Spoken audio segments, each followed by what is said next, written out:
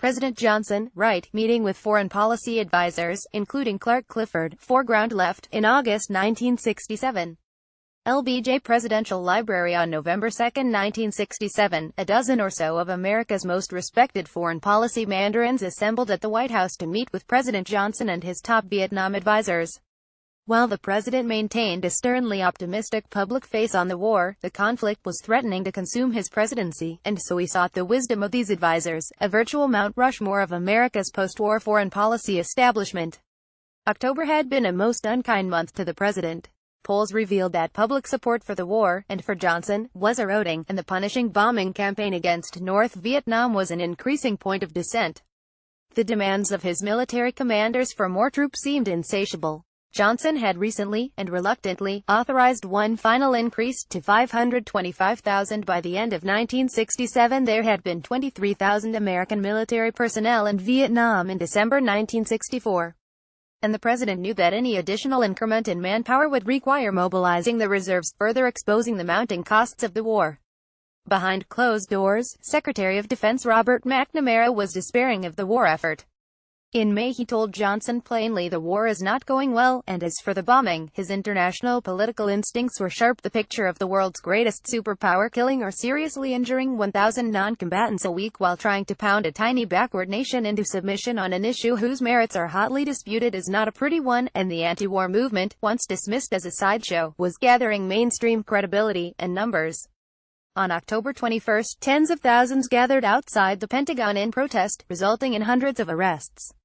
And it was not just radicals who were turning against the war. Senator Robert Kennedy was now raising his own doubts in public, and one October poll showed him trouncing Johnson in a head-to-head primary race, 52% to 32%.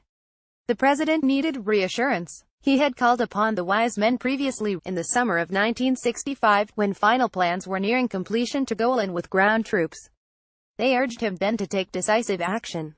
Faced with another crossroads, Johnson called on the wise men once again. These wise men, or wise old men, as some White House staff members took to calling them, included former Secretary of State Dean Acheson, one of the principal architects of the post-World War II international order Douglas Dillon, a former investment banker, ambassador and Secretary of the Treasury Clark Clifford, Harry Truman's White House counsel, and Henry Cabot Lodge, a former senator from Massachusetts, fresh from a 2-year stint as ambassador to South Vietnam. The group met at the State Department on November 1, where they were treated to high-level and upbeat military and intelligence briefings, which emphasized the progress that had been made since 1965. Assembling the next morning in the cabinet room, they were further fortified by an ebullient telegram from the American embassy in Saigon. Acheson reported to the president that this is a matter we can and will win, and we certainly should not get out of Vietnam. McGeorge Bundy, Johnson's former national security advisor, quickly seconded Acheson's comments, adding that pulling out was both impossible and undesirable. One by one the seasoned diplomats and storied military titans gathered around the table expressed variations of their general agreement with these sentiments. With unanimity on the imperative of the war, the discussion focused on 3 of the questions posed by Johnson in his opening comments: the merits of negotiations and bombing, and the problem of national unity.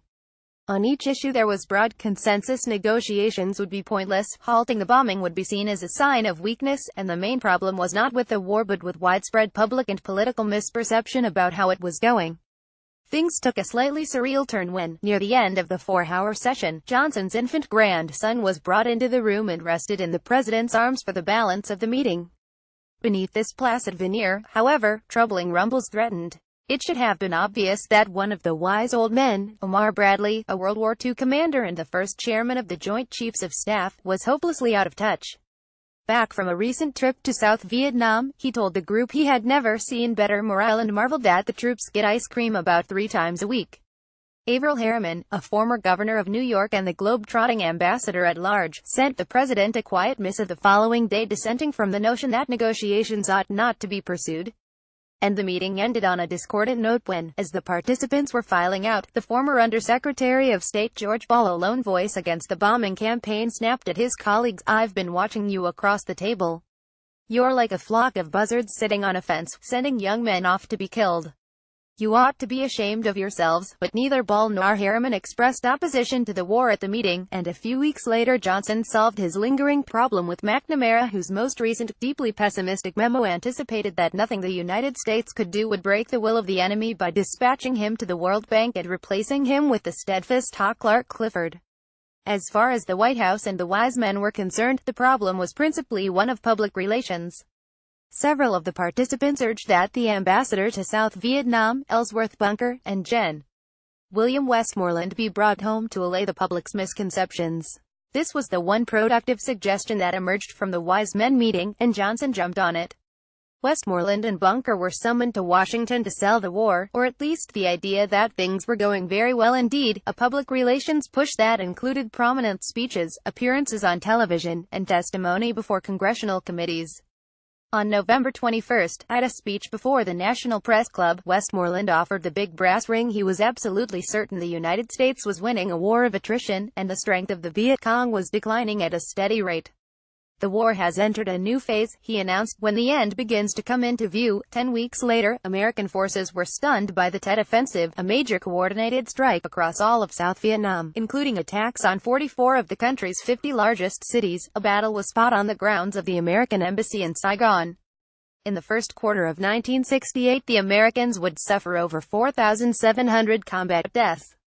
The offensive failed to achieve its military goals, but it made one thing perfectly clear: the end was not in view. For Robert Kennedy, the events shattered the mask of official illusion about the war. The CBS News anchor Walter Cronkite concluded it now seemed certain that the bloody experience in Vietnam is to end in stalemate. As Johnson was reeling from these blows, Westmoreland landed another, his urgent request for an additional 206,000 troops.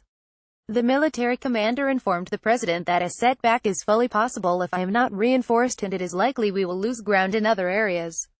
Taken aback, Johnson asked Clifford to study Westmoreland's request with fresh eyes. Clifford resurfaced after a week of study and briefings. He reported he was now convinced that the military course we were pursuing was not only endless, but hopeless. Clifford urged the president to reconvene the wise men, who on March 25 received new briefings and then talked late into the night. They met with Johnson the following afternoon, assembling for what Clifford would later describe as an unhappy occasion, for there could be no pleasure in admitting that their previous advice had been wrong. McGeorge Bundy, the group's youngest member, drew the short straw. "Mr. President, there has been a very significant shift in most of our positions since we last met," he reported. A majority now held the view that we must begin to take steps to disengage. 5 days later, Johnson stunned the nation with his announcement that he would not seek re-election.